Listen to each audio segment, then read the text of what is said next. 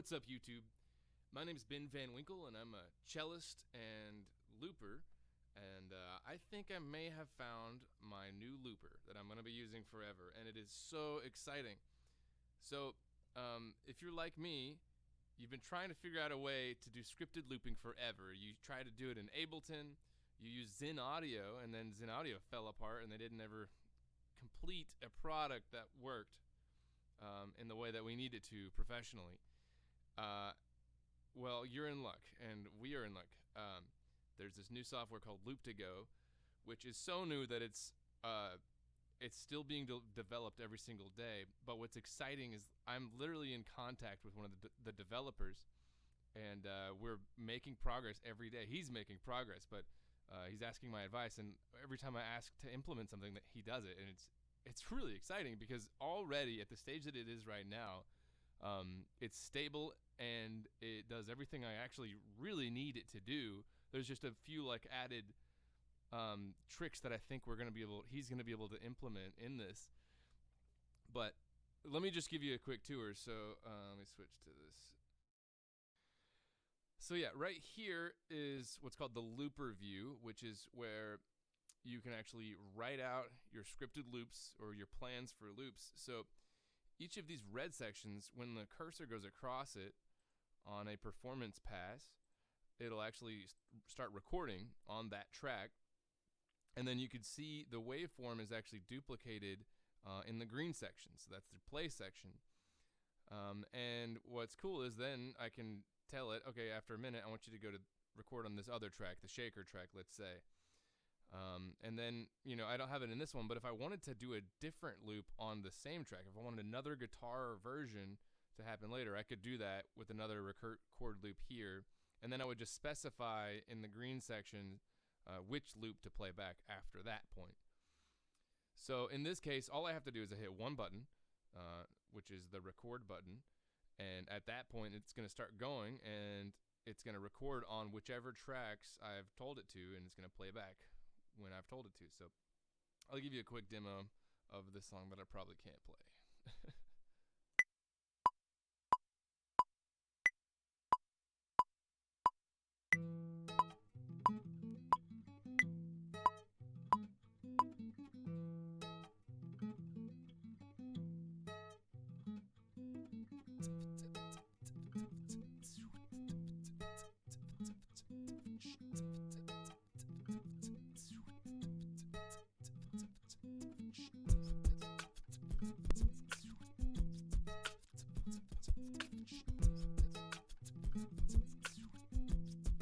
And so on and so forth. I would keep going through that song, and right here, I'm hoping my mouse is being recorded.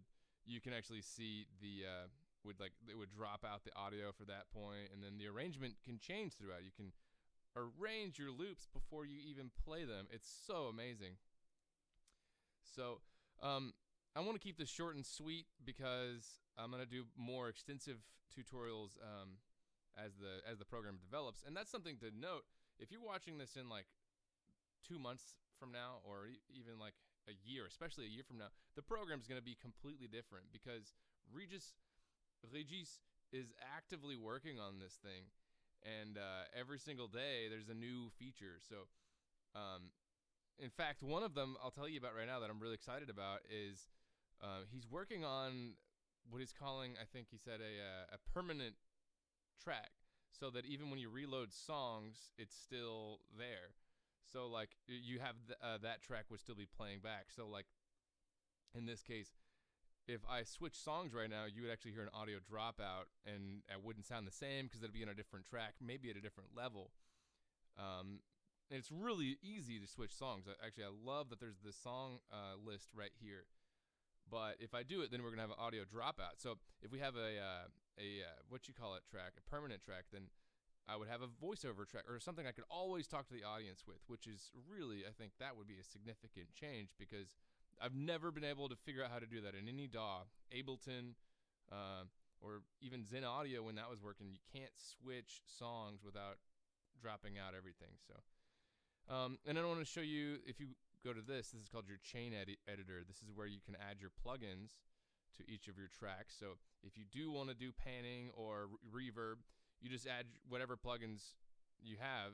I kind of like how it forces you to make decisions like that. It's simple. This is just a looper, and I like how it's streamlined like that. So if you want to do other things with your plugins, you can, but they're just not there originally, which is fine by me. And I think part of the benefit of that is it keeps the software light, and it keeps it very simple and intuitive. And the last thing I'll show you is this really cool chord editor track or section. Whenever you actually write your lyrics and chords here, it actually interprets them in a really cool way, which I'll dive into later. And it actually will show you in your timeline where your chords are. And the syntax is like exactly the same as how all the tabs are written on guitar, or the chords are written on ultimateguitar.com.